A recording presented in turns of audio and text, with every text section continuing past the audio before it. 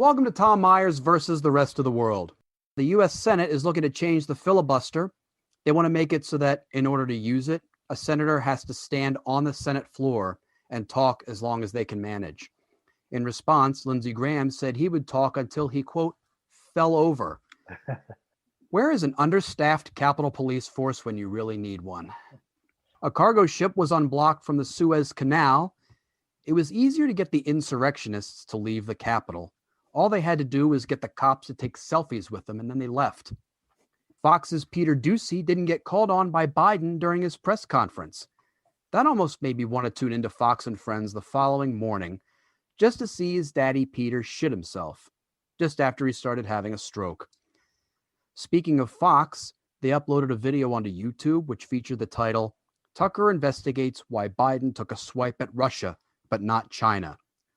I investigated why Tucker didn't look at the video of Secretary of State Tony Blinken taking his Chinese counterpart to task during their meeting in Anchorage. It turns out it's because Tucker Carlson is a fucking idiot. Investigation concluded. Biden's dog Major has bitten a second person at the White House. To be fair, the only moments Trump has ever bit anyone were the times he bit Ivanka when Melania told him she had a headache. We have Easter coming up. I never really understood why people, especially conservatives and fundamentalist Christians, were so excited about the Easter holiday. Then it dawned on me. I'm starting to think the only reason conservatives love Easter is because of their fascination with Jesus, who, of course, represents their favorite thing, a dead Middle Easterner. They're going to fucking love that one. Chet Hanks, son of the actor Tom Hanks, caught flack on social media for saying he was looking forward to a, quote, white boy summer. I think he caught grief because white boy summer already exists in this country. It's called spring break. Spring break, reminding Americans of the founding of the country. A bunch of white people gathering on a land they're not from, wreaking havoc and destruction, engaging in carnal and sometimes non-consensual sex, and then spreading a disease from which the native inhabitants have no immunity. And on that note, on with the show. Please join me in welcoming Jeff Hysen, Abby Mello, and Shereen Kassam. Hi, Tom. Hello. Hello, everyone. Welcome back. Thank you. Jeff, Abby, Shereen, what has been going on with you? Well, it seems like, if you listen to some people, the biggest news is the behavior of the first dogs, and the bites. I think today one of them pooped somewhere on the White House grounds. So to some in the media, that should be issue one, rather than all of the progressive, admirable to me, policies that Joe and this administration are doing. They'd rather talk about dog poop than real world policies. To be fair, like dog poop is about the extent of his critics' capabilities of understanding. So, you think that's easier to comprehend than a multi-billion-dollar infrastructure proposal and all the ramifications of that? Oh God, yes. I mean, as someone who didn't graduate with any kind of formal economic or legal training, you know what? I get thrilled when I hear stories about dog shit. I'm like, finally. Abby, how about yourself? Well, I'm excited to announce that I am fully microchipped as of Monday. Yeah, so very excited. Got shot number 2. It was not bad. It felt a little bit like jet lag mixed with my entire skeleton hurt, but it was quicker and I'm sure a heck of a lot easier than whatever the full-blown COVID is. So happy to have gotten it. Shereen, how about yourself? I'd say the same. I'm the only person in Florida who's fully vaccinated. Nice. How did you manage that? Did you contribute to Publix? They were just throwing out vaccines, and I was like, nobody else wanted them down there, right? Exactly. Nobody else wanted them. At first they were like, no, you're brown. You can't get one yet. And then they were like, you know what? Nobody wants them, so you can have them. That is quite a 180 turn. I mean, that was basically like Florida's policy in a nutshell, just without saying it. Kind of. It went from you have to be like dying to get one to like the the whole state can get one because we have so many vaccines because nobody wants them. I mean, it's Florida. I mean, what the hell's going on down there? You know, I went to an event, a networking event on Saturday, and it felt like there was no COVID. I mean, there was a guy pouring drinks without a mask on. Everybody was hugging and kissing. When I walked in with my mask, they were like, you can take that off. We don't need it. And I was like, oh, everyone's vaccinated? And they were like, no. And I was like, oh, then why are we taking our masks off? I didn't get it. And she said, her response to me was, because I wouldn't let her hug me, she was like, oh, you're one of them? And I was like, one of who? Like the people who don't want to die? Like, I don't know what you mean, one of them. One of them. You mean one of the smart people? One of the people with a brain? One of them using common sense? I don't think you should be networking with these people. They don't seem very smart. You know, it's funny because she keeps calling me because about 20 minutes in, I said I was going to the bathroom and then I didn't come back because I was getting really nervous about it. And she keeps calling because she wants to do business. And I don't know how to tell her, like, no, because she wants to meet for drinks. And I'm like, why aren't we Zooming? I don't understand. Just pretend it's a guy you don't want to see. I mean, I've been on the receiving end of those a number of times. I know, I just ghost them, but I want to be better because I don't want that bad karma coming to me. I have to start dating again after COVID. I can't let all this karma like pile up. Joining us tonight, comedian Davine Ker. Hello. Davine, thank you so much for joining us. Thank you. So, Davine, what has been going on with you this week? Well, one thing I can officially say is that I can say that I finally published and wrote and composed my first waltz. Wow. Nice. Well, who hasn't? So I was very happy because, I mean, I've been working on this piece for a little while. So I'm a comedian and a musician. But now that I have it on paper and other people can play it too now. So yay. So that was my accomplishment of yesterday. But aside from that, in all of my life, I've never heard anybody utter that sentence. So Davine, you stand out even more in my life. aw. At least nobody in the last century, anyway. But that's the thing. Who cares about waltz nowadays, right? That's just like, unless they get married and that's their opening song. I mean, nobody really listens to waltz. But what's it called? It's called Le Carrousel Amoureux, which is Love Carousel. What? Abby, she didn't need to translate that, did she? Just in case. We're in America. I live in Harford County, Maryland. So, yeah, everything needs to be spelled out for us. Davine, what's your primary instrument or your favorite instrument? Piano, definitely. Congratulations. Beautiful. You've classed up this podcast.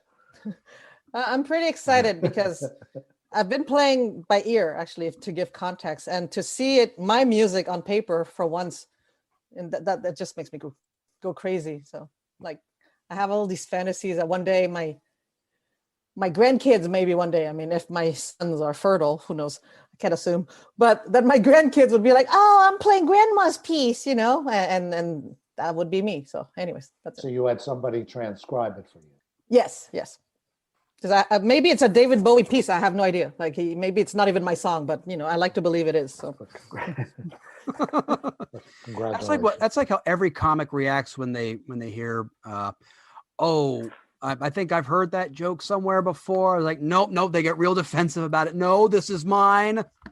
This wasn't a Mitch Hedberg piece. I came up with this on my own. So you're not saying it was a Mitch Hedberg waltz?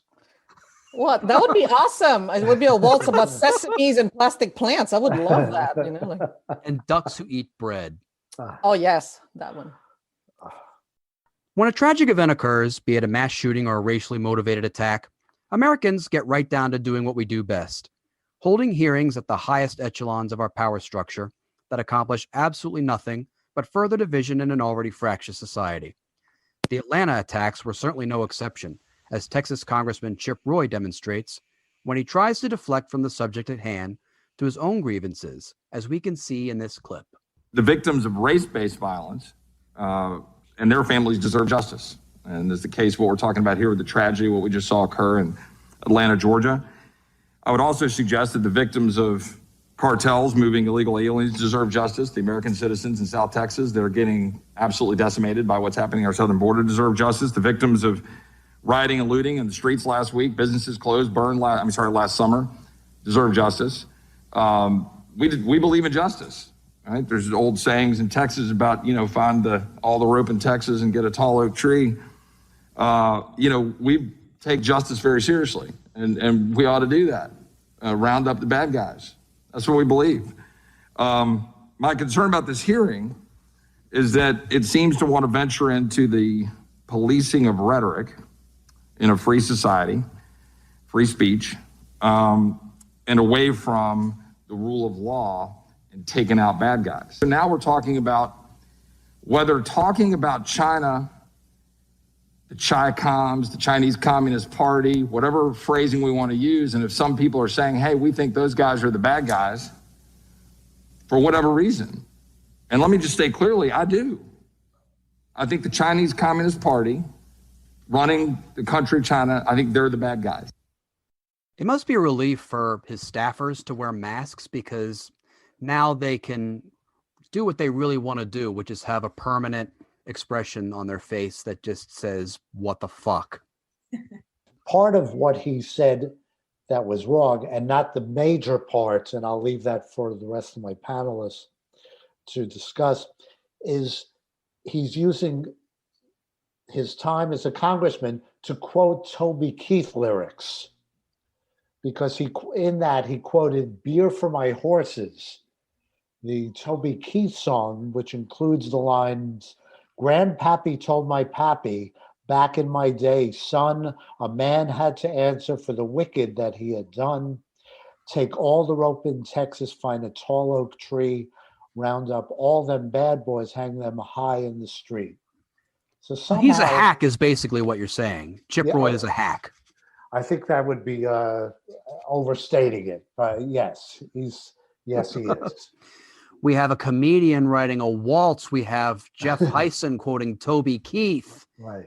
This is shaping up to be a different podcast. I like it.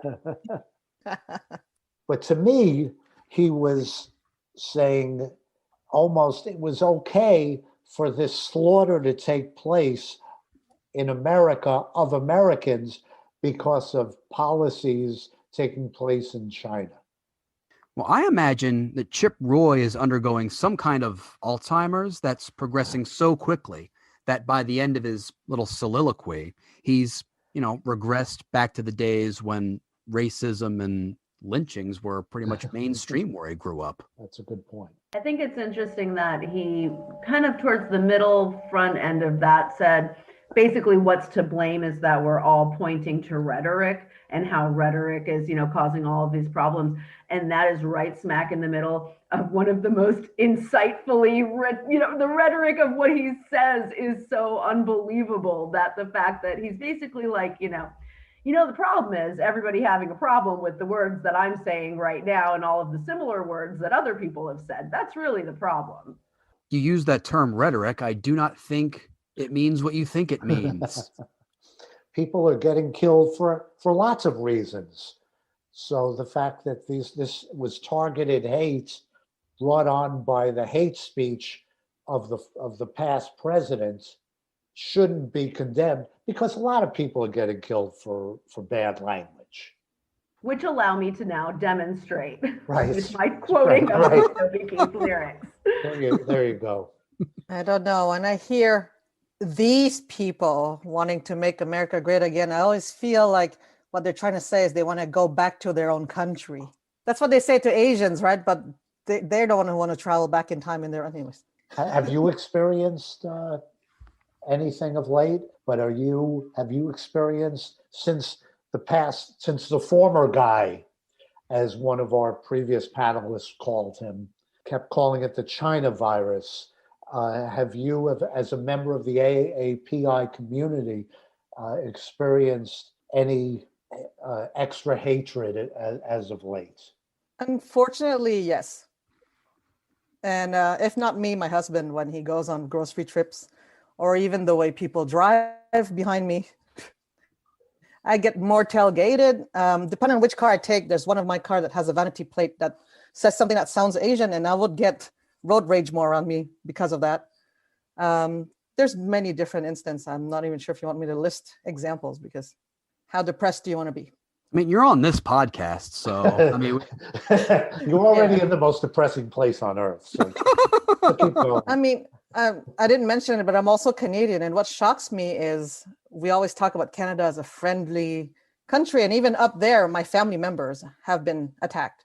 Have personally, I've heard friends, you know, everybody's scared. Like now I'm scared when my husband goes out of the house. Like I always kiss him because I'm like, okay, you know, I don't know if you guys know the ballet dancer Alex Wong from So You Think You Can Dance. I mean, he was biking in New York and somebody threw rocks at his head. So, I mean, people think it's not real and it's not happening, but it is, unfortunately. Oh my God. and it's not like it's happening in, you know, rural backwaters. It's happening in, you know, major, what we think of as progressive cities, like, you know, New York, San Francisco. And Exactly. Montreal, you know. hatred and scorn against the AAPI community is nothing new. In fact, in the opening days of the coronavirus pandemic, it only exacerbated what was already an untenable situation. Here, Anderson Cooper calls out a befuddled Las Vegas Mayor Carolyn Goodman while trying to explain the concept of social distancing. There's Chinese researchers have shown how this virus spreads. And I just want to put up for our viewers. This is a restaurant. Anderson, you are tough. No, I'm not We're talking. back to China. This isn't China. This is Las Vegas, Nevada. Wow. Okay, that's really ignorant. This is a restaurant, and the That's yellow ignorant to circle. say That's an we're- ignorant statement. That's a restaurant, and yes, it's in China, but there are human beings too. That yellow is a person course there are. You see, to me, Carolyn Goodman, and she's the mayor of like a major city that takes in a lot in tourism. But to me, she seems like, you know, the grandmother who was set to settle in Florida, but got sidetracked and went to Nevada when she received a meetup invitation from Cliven Bundy. Well, I'm glad she didn't come here. I remember this interview. I thought it was, I remember how much slack he got for this interview, and I just thought it was amazing. Like, he put her in her place, but she didn't really learn anything from it.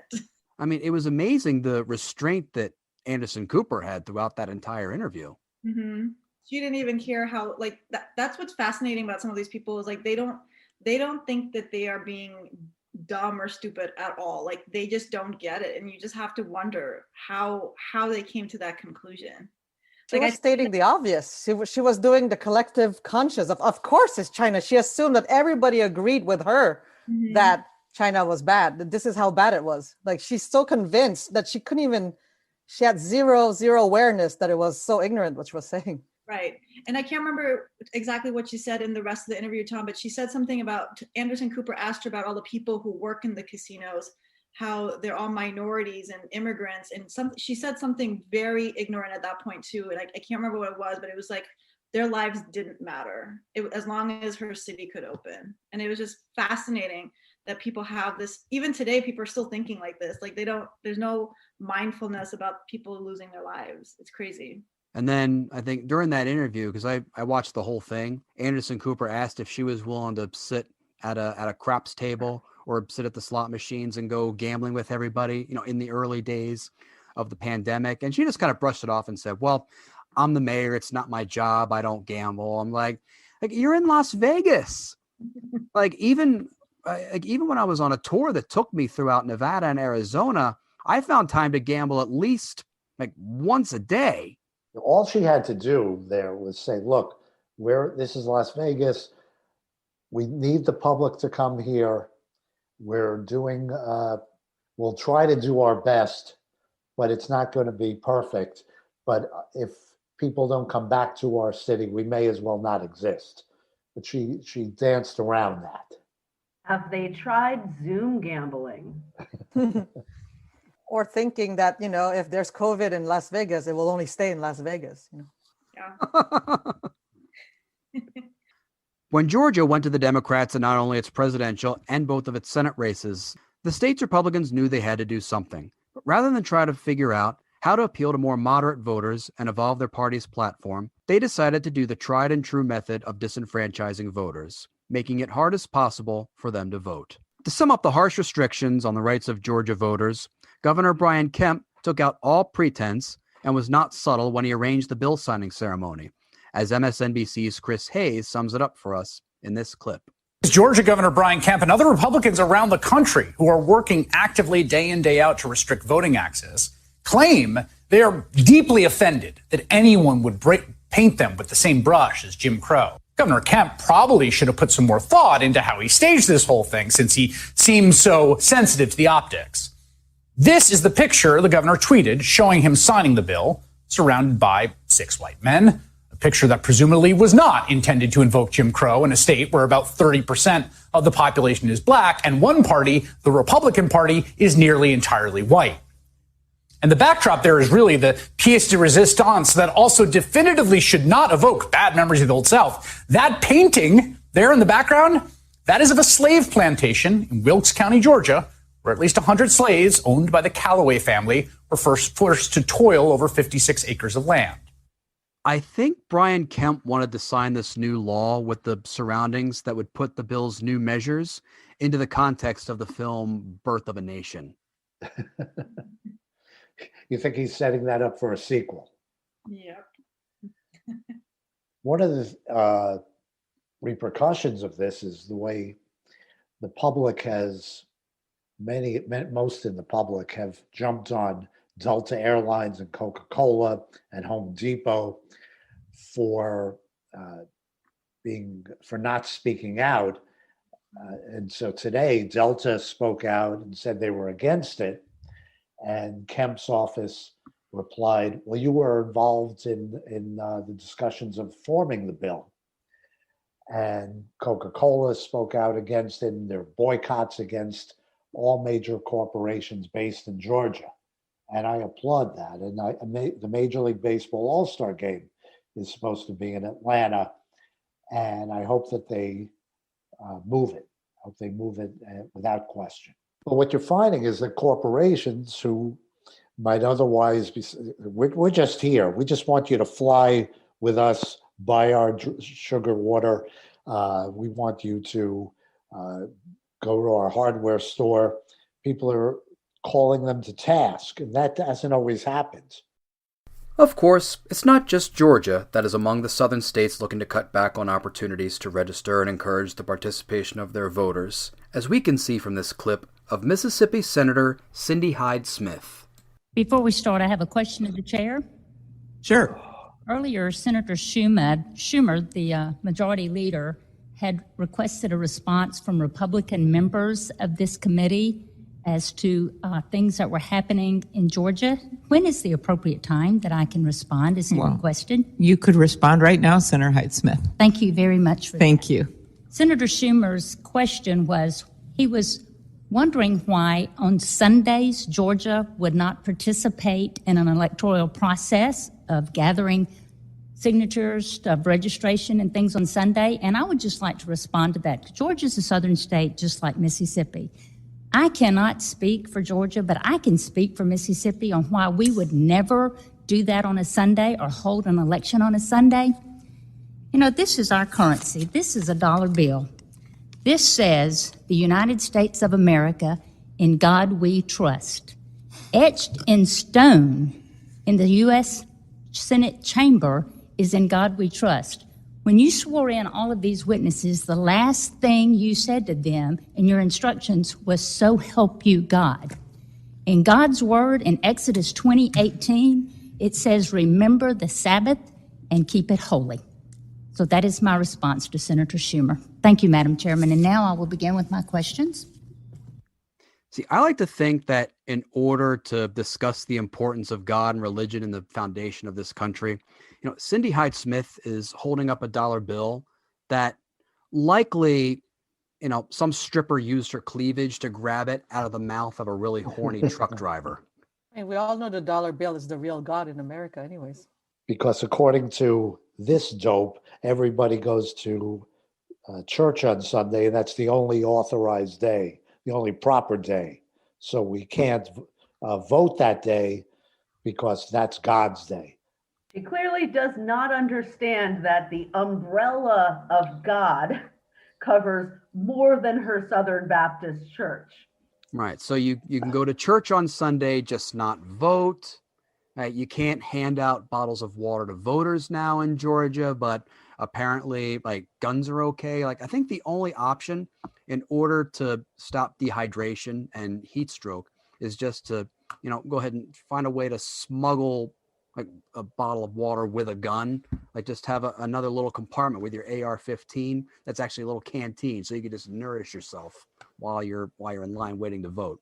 Also, I note that she addressed that to Senator Schumer, who she might as well have said, "Listen, Jew, don't you understand? Sunday is God's day." That's, I think, what she was trying to say. I don't think she's that self-aware, but that's what we all saw. Like the Mississippi coming to Georgia's defense, and Georgia's over there like, oh God, no, not Mississippi. We don't need it, Mississippi. They're like backing away. And Shereen, doesn't the Georgia measure prevent the souls to the polls work that's done in Georgia? And the Georgia law prevents that. By taking out the voting on Sundays, right? Well, I've been sitting here since this whole conversation thinking, how can I open a Chick-fil-A on a Sunday and then go serve the food to the people in line? Because that would be the best response ever. But isn't every day God's day, though? There you go. That's right. I'm surprised that no one else picked up on this, but she was quoting the Old Testament, and according to the Old Testament, the Sabbath takes place on a Saturday. So that just destroys her argument right there. Exactly. In Mississippi, they're a little slow. So that, Saturday, Sundays, all the same to them. And talk about slow. She took like 2 minutes or however long that segment was to say, God doesn't want us to vote on Sundays. Like, boom, 5 seconds, you've made your point. She had to queue up that dollar bill. There was like a whole lot that went into that. You're right. She could have really boiled that down. She had to get it from one of her staff members, and she never gave it back, I'm sure. And unless I'm mistaken, in Italy, which is where Vatican City is located, they vote on Sundays there. And on that note, that's our show. I want to thank Jeff Hysen, Abby Mello, Shereen Kassam, and Davine Ker. Yay! Thank you, Tom. Thank you. But before we go, my final thought. The actor Matthew McConaughey was thinking of starting stand-up comedy before COVID hit. I've never been more grateful for a pandemic. Actually, given the attitudes towards treatment of women of his character in Dazed and Confused, he might fit in well with a vast swath of road comics. There are positives and negatives to performing comedy and doing shows like this one over Zoom. One of the arguments made against moving to virtual shows, meetings, and religious services is the argument that some churches require assigned seating and limited capacity, yet places like liquor stores and strip clubs don't. That makes sense in a way. Have you ever tried to get a lap dance from an altar boy without being dressed as a priest? Let me tell you, it's not the easiest thing in the world to accomplish. So I've heard. As the 1-year anniversary of the coronavirus shutdowns pass, we begin to see signs of things opening back up again. This means live comedy shows are starting to take place again. I couldn't help but think how I've been using this year off. Sure, I've been pining to get back on the road and travel again, but I've also been thinking of the comedy clubs that have been closed and the club owners and bookers who have had to make do with a little less income. Of course, these are the same bookers and club owners who have done everything within their power to assure voices like mine would never see stage time, and they are now dealing with a higher power telling them they can't make money the way they wish. It is then that these bookers finally grasp not only the concept of karma, but also the comedic concept of irony. But I'm not concerned. I'm less anxious about what people say about me and rumors about what other comics think about me, mainly because I have an advantage. To find out what anyone else is saying about me, I simply have to tune into any episode of a comics bullshit banter podcast. I can usually make out what they think about me through all the incel talk and the racism and the needle dick anxiety. Good night. This episode was written and hosted by Tom Myers with panelists Jeff Hysen, Abby Mello, and Shereen Kassam, and guest Davine Ker. Theme music by Jeroen van den Hurk. Executive producer Tom Myers. Executive producer for ipmNation, Matt Connarton. For more information, visit tommyers.us.